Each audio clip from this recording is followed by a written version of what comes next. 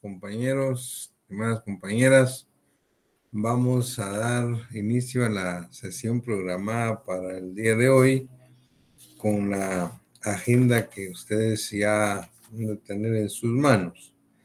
Estamos por tratar delitos contra el orden jurídico familiar y delitos contra el estado civil de las personas. Esto, pues, son siempre delitos contra la libertad y seguridad de las personas. Sin embargo, pues tienen específicamente como bien jurídico tutelado, en este caso, lo que vamos a ver ahorita, el orden jurídico familiar. Dentro de estos delitos que tienen como objeto como bien jurídico tutelado el orden jurídico familiar, están la celebración de matrimonios ilegales. Debo decir que estos delitos realmente, pues tanto los delitos contra el orden jurídico familiar como los delitos contra el estado civil de las personas, no tienen tanta incidencia en la vida jurídica del país. Son delitos que pues raras veces aparecen de vez en cuando, muy de vez en cuando, en algunos de los tribunales de la República de Guatemala. Sin embargo, cuando hablamos de los delitos contra el Estado civil, dentro de ellos, pues en el último, el capítulo 5, que es el último de estos delitos, están el incumplimiento de deberes, es decir, cuando se tiene la obligación de proveer de alimentos a menores de edad, etc. Estos delitos tienen una connotación especial, pues, por cuanto que siempre se trata de proveer de alimentos a quienes no pueden procurárselo por sí mismos. Estoy hablando de los menores de edad y la obligación que tienen los padres, pues, o las personas mayores de proveerlos. Esto tal vez, pues, en grandes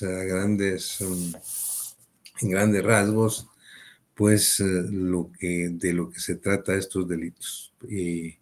Pero lo más importante es que, pues, de alguna manera los agotemos como parte de la obligación de nuestro programa. Pero, pues, no son los delitos que vamos a principiar a ver en la próxima sesión de clase. Ahí sí vamos a tener que estar muy atentos y estar muy comprometidos con lo que se denomina delitos contra el patrimonio. Esos son los delitos que todos los días se ven en todas partes y en todos los órganos jurisdiccionales penales de nuestro país. Eso, pues, es la agenda que se les va a hacer llegar para la próxima sesión.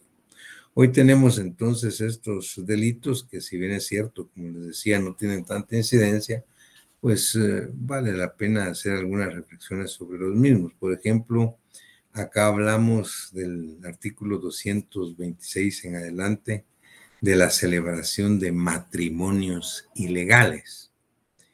Y precisamente el tipo penal del 226 habla de matrimonio ilegal y dice: quien contrajere segundo o ulterior matrimonio sin hallarse legítimamente disuelto el anterior.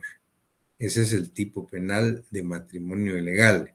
Quien contrae segundo u otro matrimonio sin estar legalmente disuelto el anterior. Tiene prisión de 1 a 3 años. Y luego dice: igual sanción se impondrá a quien, siendo soltero, contrae matrimonio a sabiendas con persona casada. Entonces, en el primer supuesto del tipo penal de matrimonio ilegal, el sujeto pasivo es el cónyuge. Pero ¿qué cónyuge? Si ustedes ven, quien contrajere segundo matrimonio ulterior sin estar legítimamente disuelto el anterior. O sea, sujeto activo es el que estando todavía legalmente casado contrae otro matrimonio. La pregunta acá es, ¿y quién es el sujeto pasivo aquí? El activo es el casado que contrae otro matrimonio sin estar disuelto, pero el pasivo es algo muy importante, llama la atención, porque aquel sujeto pasivo es el cónyuge, pero el cónyuge del que todavía está legalmente casado. Pero yo pregunto, ¿y no también podría ser sujeto pasivo el nuevo cónyuge? Es decir, esta persona que contrae matrimonio, nuevo matrimonio, sin estar legítimamente disuelto el anterior, obviamente puede ser, esto es una suposición de acuerdo al tipo, puede ser que engañe a dos personas, a la persona con quien se va a casar ahorita sin haberse disuelto el anterior y también está engañando a la persona con la que está casada. Entonces, eso es tal vez lo que llama la atención de este tipo delictivo, que el sujeto pasivo, pues, básicamente es el cónyuge anterior, pero podría ser también, y vamos a ver más adelante, el nuevo cónyuge, si es que ha sido engañado o engañada. En el segundo supuesto del artículo, se trata de una persona soltera, el sujeto activo. Una persona soltera que contrae matrimonio a sabiendas con persona que es casada. Fíjense qué interesante.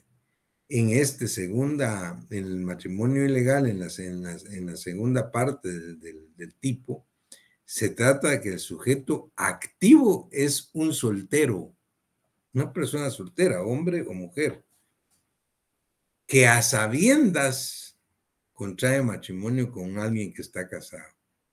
O sea, es en todo caso un delito de dos vías. Por supuesto, matrimonio ilegal, tal y como está planteado, pues elemento subjetivo, necesariamente debe haber un propósito deliberado, voluntad y conciencia de contraer matrimonio sabiendo que uno es casado. O bien, si se trata de un soltero, sabiendo que él es soltero, pero va a contraer con alguien que está casado.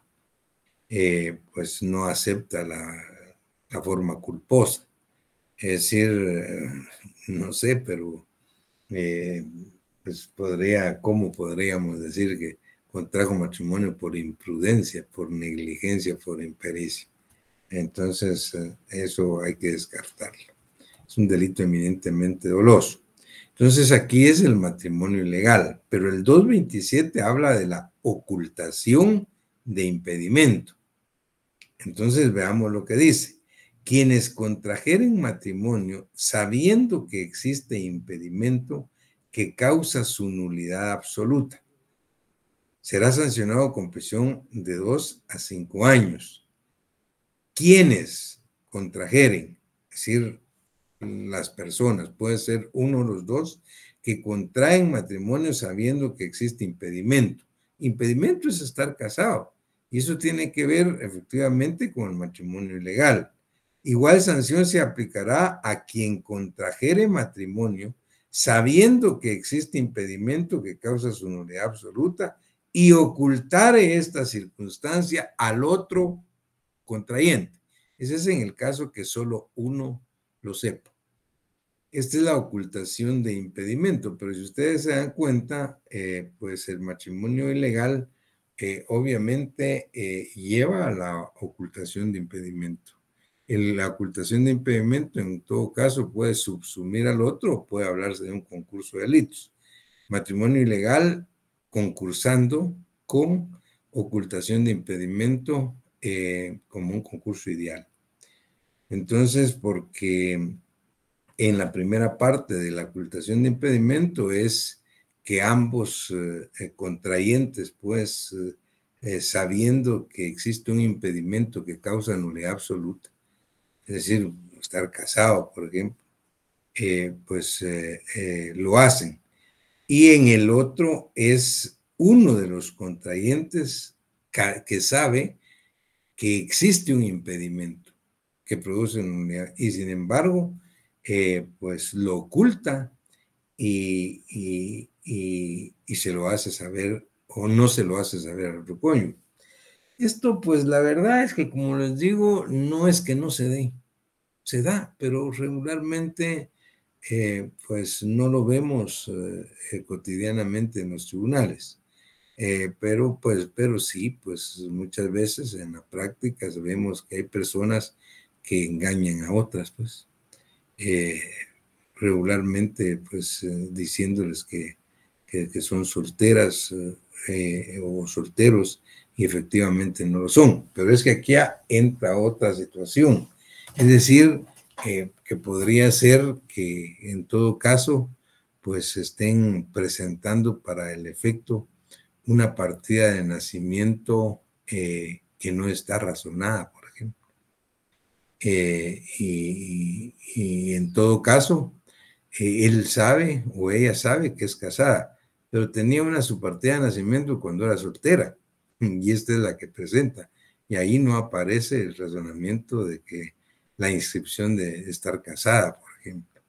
Entonces, una cosa es el matrimonio ilegal, quien contrajere matrimonio sabiendo que tiene impedimento para hacerlo, y otra cosa es el delito de ocultar eh, eh, el impedimento que tiene, pues, de contraer matrimonio.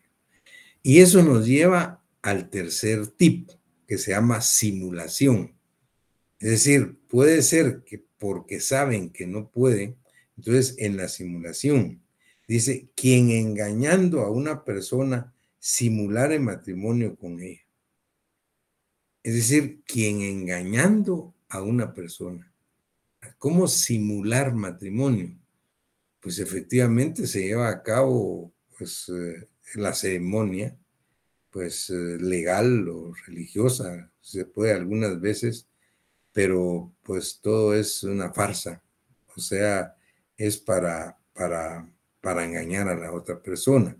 Entonces acá el sujeto activo no solo es el sujeto que contrae matrimonio simulando, él mismo engañando a otra persona, sino vamos a ver adelante que también quien lo realiza, pues, quien realiza sabiendo efectivamente que está autorizando un matrimonio que no existe. Pero podría ser en todo caso que no es que esté autorizando un matrimonio ilegal. Puede ser que algún funcionario de los que están autorizados para celebrar matrimonios, alcaldes municipales, notarios, nosotros los notarios pues estamos autorizados para celebrar matrimonios, ministros de cultos que tengan autorización para celebrar matrimonios. Estoy hablando de matrimonio civil, eso que quede muy claro. No estoy hablando de matrimonios religiosos, eso es otra cosa. Estamos hablando de matrimonios civiles, pero también los matrimonios civiles hay algunas veces, hay algunos ministros de culto que están autorizados para poder, en nombre del Estado, celebrar un matrimonio civil. Entonces, en la simulación, claramente el 228 dice, quien engañando a una persona simular el matrimonio con ella. Ese es quien se casa. Y luego abajo dice, con igual pena serán sancionados quienes, con ánimo de lucro u otro propósito ilícito o con daño a tercero, contrajeren matrimonio, exclusivamente para cualesquiera de estos efectos. sin perjuicio de las responsabilidades que pudieran derivarse de su acción. Esto es otra cosa.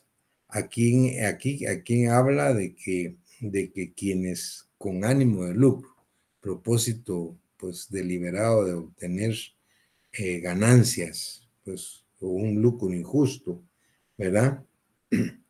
Dice, u otro propósito ilícito o con daño a tercero contrajeren matrimonio. Esto, la pregunta es, ¿este matrimonio es legal? Puede ser legal. Lo único es que hay un propósito ilícito, hay un engaño. O sea, hay una multiplicidad de formas en que pueden llevarse a cabo todos estos tipos de matrimonio, que la ley establece como matrimonio ilegal, ocultación de impedimento o simulación del matrimonio. En todo caso, pues lo cierto es que esto, pues,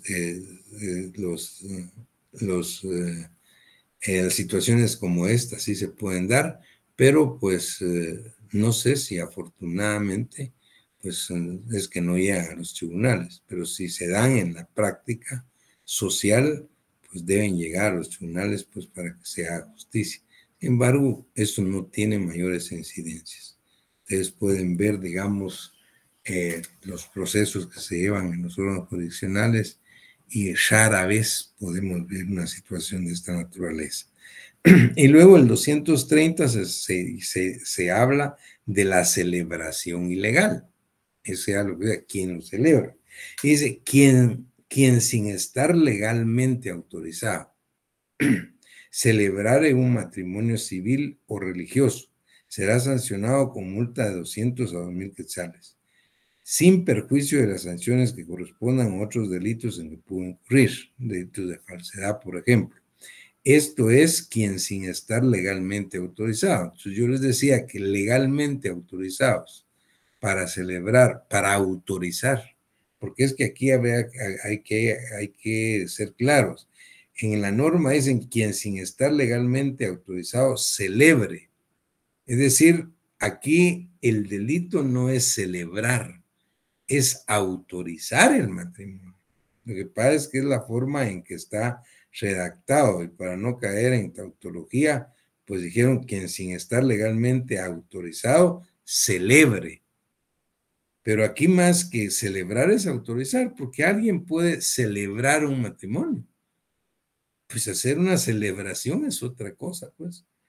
Incluso participar en un acto donde dos personas se están casando y él hacer un discurso o una celebración, claro, pero cuando se hace pasar por alguien que lo va a autorizar y hace como que lo autoriza, es efectivamente lo que establece el 230. La celebración es ilegal, o sea, la autorización. Esto puede ser, como les decía, quienes están legalmente autorizados son los notarios públicos, los ministros religiosos, los alcaldes, ¿verdad? Y los ministros cuando tengan pues autorización pues para celebrar matrimonios civiles. Y lógico también, aquí habla también de matrimonios civiles o religiosos. O sea, esta norma es tan amplia que la celebración ilegal también de quien se haga pasar, por ejemplo, por un ministro de culto para llevar a cabo una celebración religiosa. También pues puede constituir el mismo. Y luego el 231 habla de responsabilidad de los representantes. El tutor o protutor que antes de la aprobación legal de sus cuentas contrajere matrimonio o prestare su consentimiento para que lo contraigan sus hijos o descendientes con persona que tuviere o hubiere tenido bajo su tutela, a no ser que el padre de ésta lo haya autorizado. Esto estamos hablando de la responsabilidad de los representantes, específicamente de menores de edad, algún incapaz, para poder autorizar el matrimonio pues del que es tutor, sin estar pues legalmente autorizado para eso. Entonces, claramente, sujeto activo es el tutor o protutor, que antes de la aprobación legal de cuentas, antes de que se liquide, contrajere matrimonio o prestare su consentimiento para que contraigan sus hijos o descendientes. Esto es lo que hace acá con este tipo penal, el Código Penal nuestro, el Estado de Guatemala, es proteger más que el orden jurídico familiar, el patrimonio. El patrimonio, pues, que se administra de un tercero, que puede ser un menor de edad o un incapaz. Entonces, si es alguien que como menor de edad o como incapaz goza de una gran fortuna, por ejemplo, puede ser que su tutor o el protutor se aproveche de esto para contraer el matrimonio con su tutelado, o que sus hijos lo hagan, o parientes pues, con él. A eso se refiere este tipo. Y eso es pues lo que podemos decir en relación a lo que son los delitos contra el orden jurídico de la familia, que se refiere a la celebración irregular, digamos, de matrimonios o ilegales de matrimonios. Luego vale la pena hacer una reflexión, que la he hecho antes y ahora pues solo como cultura jurídica. Si ustedes tienen su código a la mano, van a ver que después, en ese orden, después de estos delitos, venía el capítulo que se refería a los delitos de adulterio y concubinato. Que yo les he explicado que afortunadamente, pues, la Corte de Constitucionalidad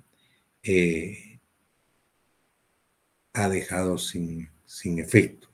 O sea, los ha expulsado, los declaró inconstitucionales y los expulsó del ordenamiento jurídico desde el año 95. Porque era, pues, como les decía yo, casi como un absurdo, pues. Por ejemplo, regularmente, pues, era una legislación que había sido creada, pues, desde el punto de vista excesivamente machista, de tal manera que el adulterio, les decía, el delito de adulterio solo lo cometía la mujer. Y así decía el tipo. Ustedes pueden ver en los códigos que todavía tienen el artículo, aunque ya está abrogado, pues, y expulsado del ordenamiento. Pero ustedes pueden ver que decía la mujer casada que yace con varón que no es su marido. Es adúltera. Entonces, pero la mujer, sujeto activo, solo la mujer. O sea, el hombre no cometía adulterio. El hombre casado que hacía con mujer que no era la de él, no cometía adulterio. El adulterio tenía como sujeto activo exclusivamente a la mujer casada. La mujer casada que yace con varón que no es su marido.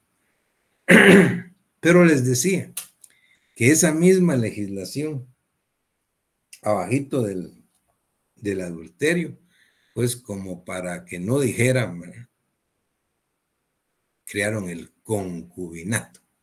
El concubinato era para el hombre, pero decía el hombre casado que tenga concubina dentro de la casa conyugal. Imagínense ustedes. O sea, si la tenía afuera no había ningún problema.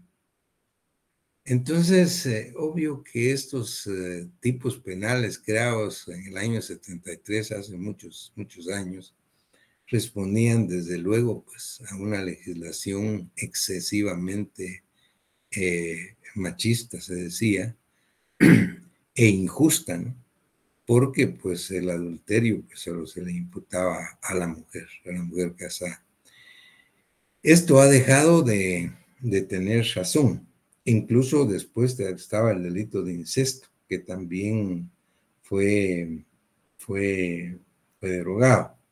Esto ha dejado de tener razón, les decía, por cuanto que hay una protección específica de la libertad sexual ahora, de la cual ya hablamos. Pues.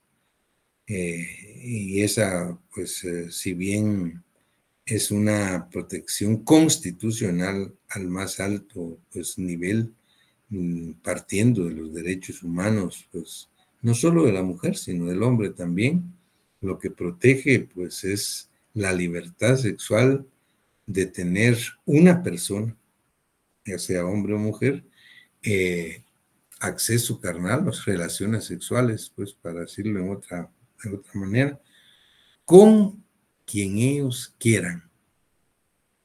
De tal manera, y esto es muy discutible también, porque alguien me decía en una conferencia, o sea que una mujer casada puede tener relaciones sexuales con quien no sea su marido y no cometer ningún delito. Efectivamente. Es decir, aunque pues sí, así es. Pero también puede ser al revés, que el esposo o el marido puede cometer el delito de violación teniendo relaciones por la fuerza con su propia mujer, con su propia esposa, si ella no quiere. O sea, aquí la protección es al más alto nivel, como les decía, de la libertad sexual de las personas. Así quedó estipulado. O sea, pues obviamente que puede haber un delito de violación cuando, aún siendo el marido o el esposo, tenga relaciones sexuales por la fuerza, porque su esposo o su mujer no quiere. Es decir, el hecho de que está casado no le da, según la legislación penal nuestra y la mayoría de legislaciones, pues el derecho de tener relaciones sexuales si ella no quiere. Y eso hizo que también el artículo 200, que era recuerden si ustedes también hemos hablado mucho de esa eximente de responsabilidad penal, también quedó abrogado y expulsado del ordenamiento, que era el artículo 200 del Código Penal, que decía que en los delitos de violación, estupro, abusos deshonestos violentos y rapto, el matrimonio de la ofendida con el ofensor excluía de responsabilidad penal con una escudo absolutoria absurda, también quedó expulsada. Entonces, esto es, pues, para conocimiento, es muy importante porque a ustedes como abogados o como estudiantes de leyes regularmente le vienen preguntando a uno eso, porque esto ya depende realmente, pues todo este tipo de conductas y comportamientos, esto depende de cada una de las personas, pues, de la libertad sexual que cada quien tenga, de sus propios principios, de sus propias convicciones, de su propia formación. Pero pues es lo que tenemos ahora. Así es que pues lo quise repetir ahora, lo he dicho varias veces, pero ahora pues en el orden en que vamos explicando, de acuerdo a nuestro programa, tocaría adulterio y concubinato, que está totalmente abolido y expulsado ya del ordenamiento desde el año 95 por la Corte de Constitucionalidad. Muy bien. Luego de esto tenemos los delitos contra el Estado civil, porque todos estos delitos son contra el orden jurídico familiar, debe haber un orden. Luego tenemos delitos contra el estado civil de las personas. Y cuando hablamos del estado civil como bien jurídico tutelado, pues regularmente pues es cuando nos referimos a delitos como la suposición de parto. Estos son otros delitos pues que importantes pueden ser, pero que tampoco tienen pues la relevancia en los tribunales de justicia. Quien finja un embarazo o un parto es para obtener para sí o tercera persona derechos que no le correspondan. Es el tipo penal. Y luego, pues, también el médico o el personal de enfermería o comadrona que coopere en la ejecución de este delito, de la suposición de parto. Dice, además de la pena impuesta, que es una pena mixta, con prisión de 3 a 5 años y multa de 10,000 a 100,000 quetzales. Aparte de esto, pues si es el médico, la comadrona o la enfermera, será sancionado con una pena de inhabilitación especial para el ejercicio de su profesión por el doble de la pena impuesta.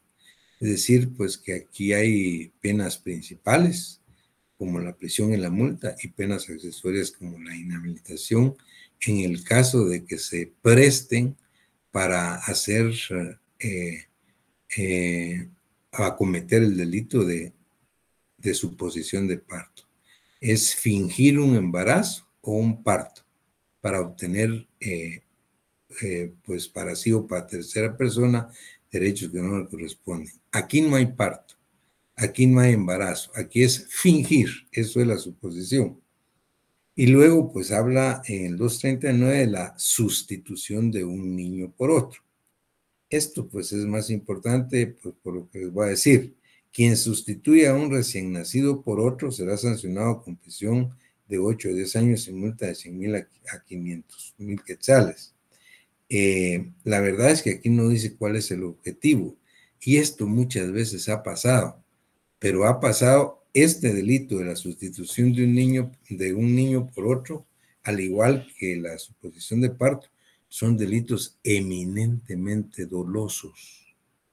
Es decir, hay conciencia de parte del sujeto activo, hay voluntad y plena conciencia de realizarlo. Ahora, ¿qué pasa?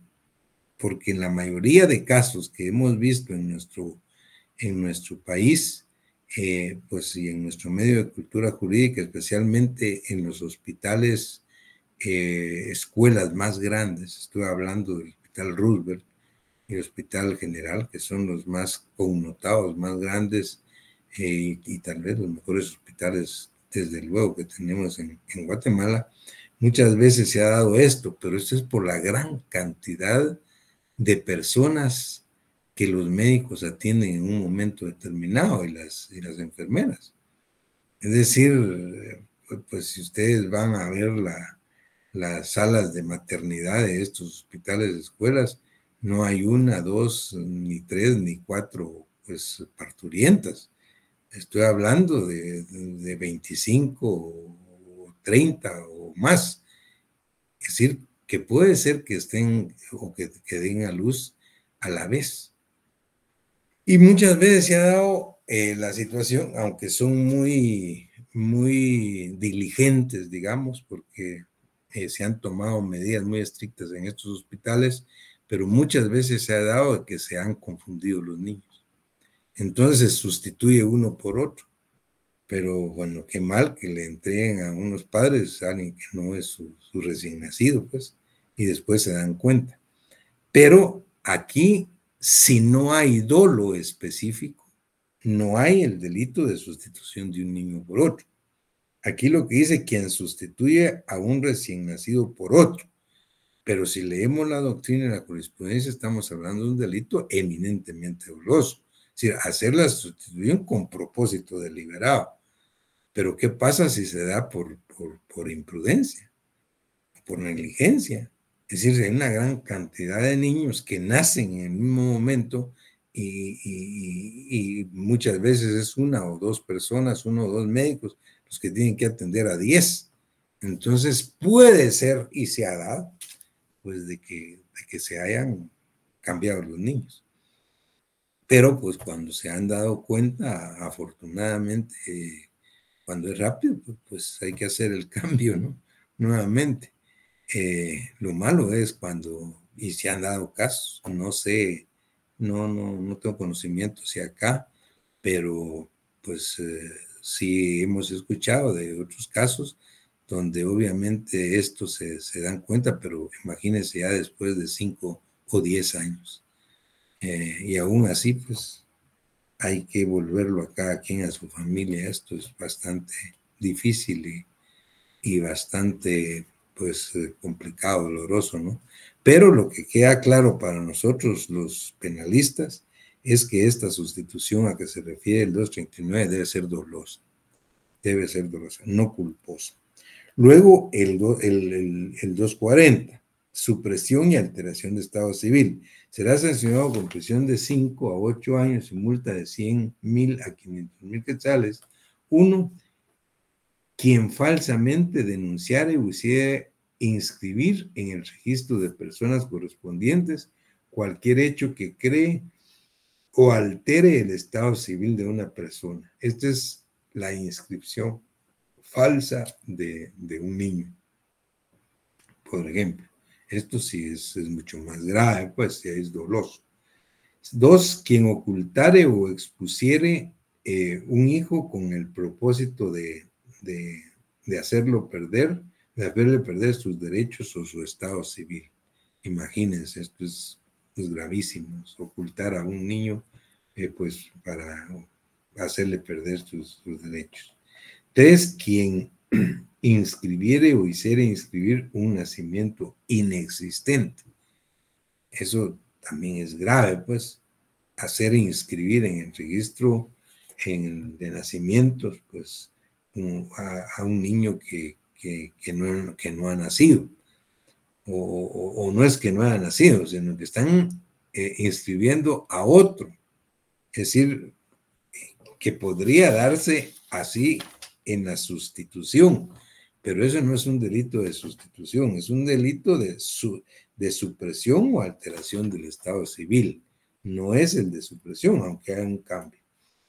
Y luego dice el funcionario público que a sabiendas autorizare o inscribiere un hecho falso, porque obviamente muchas veces podría darse pues que los empleados públicos o funcionarios encargados de los registros civiles se presten a una situación de esta naturaleza.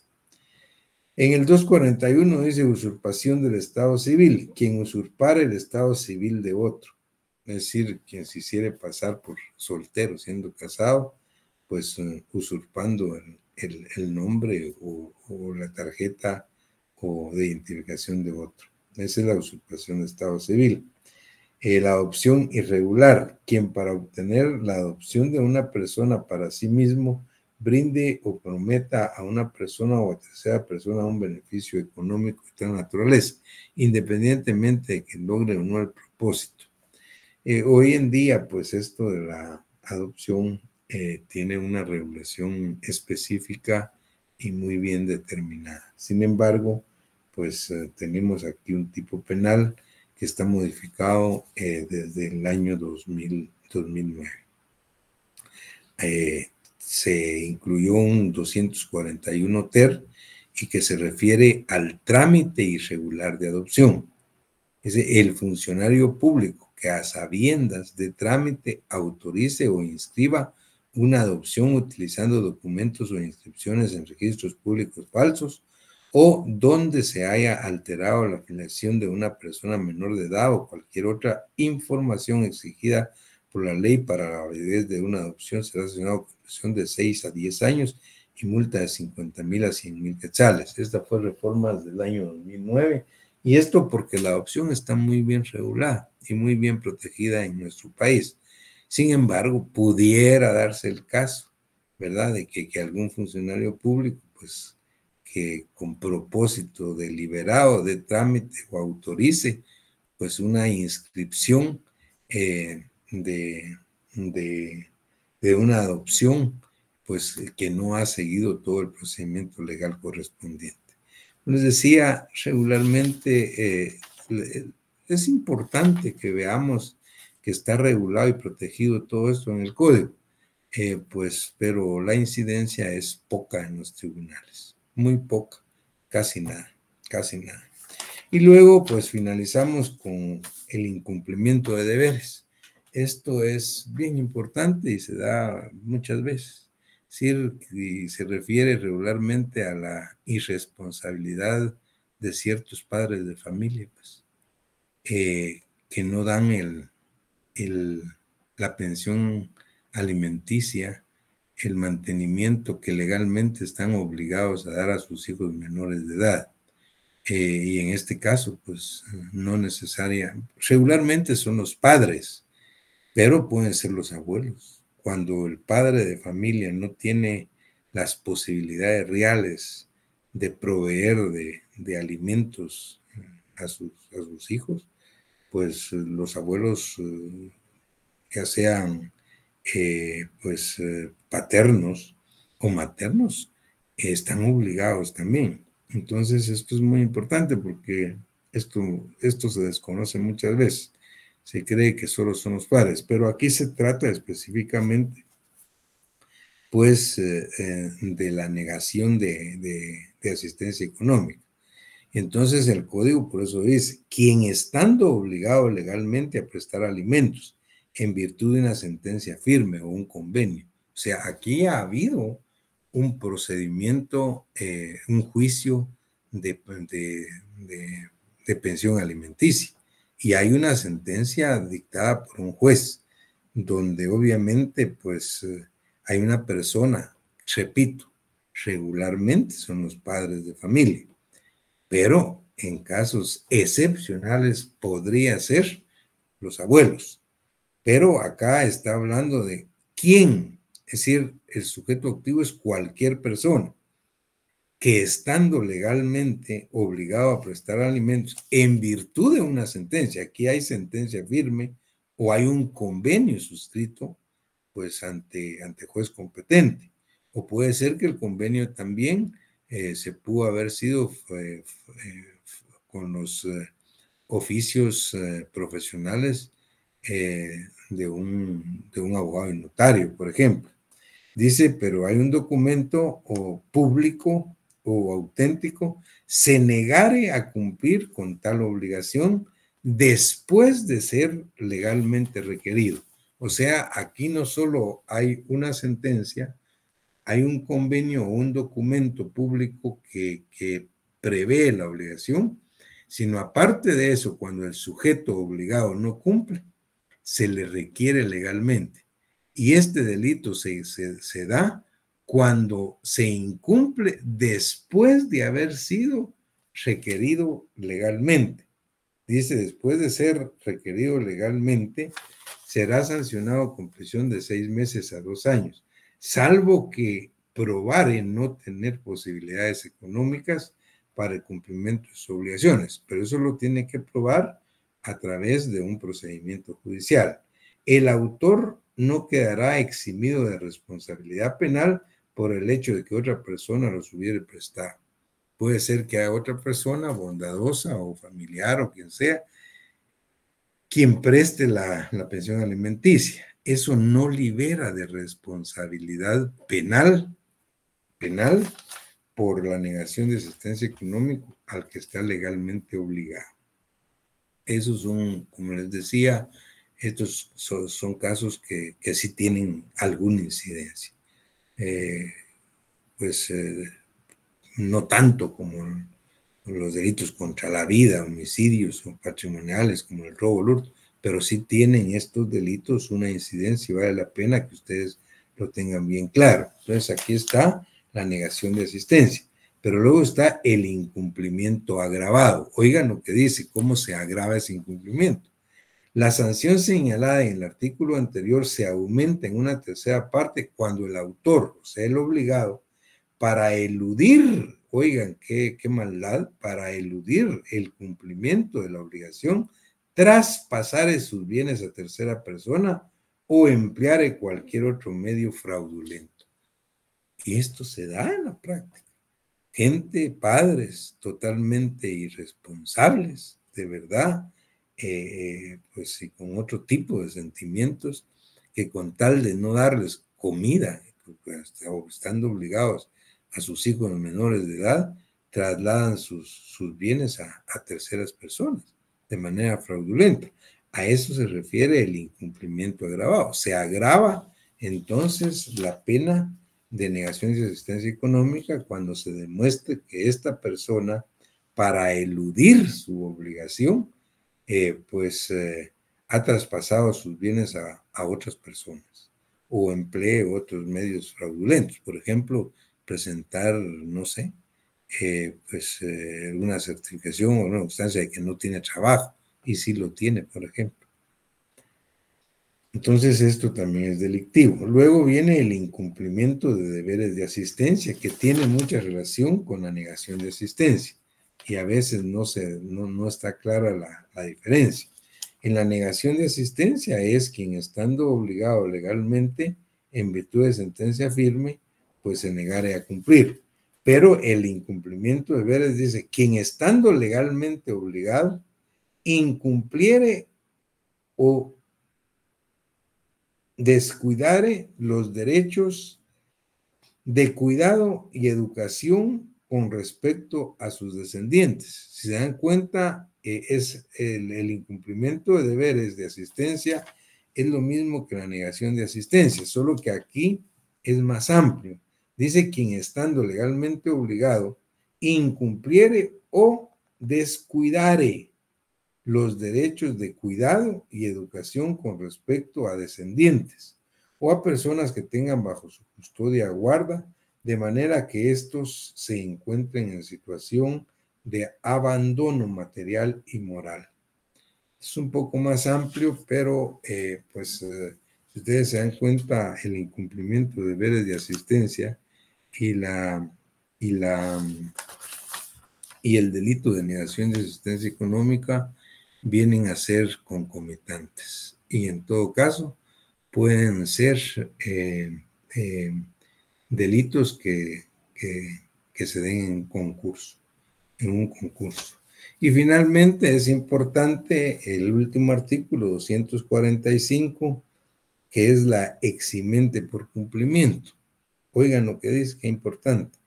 En los casos previstos en los 3 artículos anteriores, o sea, en lo que hemos hablado de negación de asistencia económica, incumplimiento agravado o incumplimiento de deberes, quedará exento de sanción, o sea, queda exento quien pagare los alimentos debidos y garantizare suficientemente conforme a la ley el ulterior cumplimiento de sus obligaciones.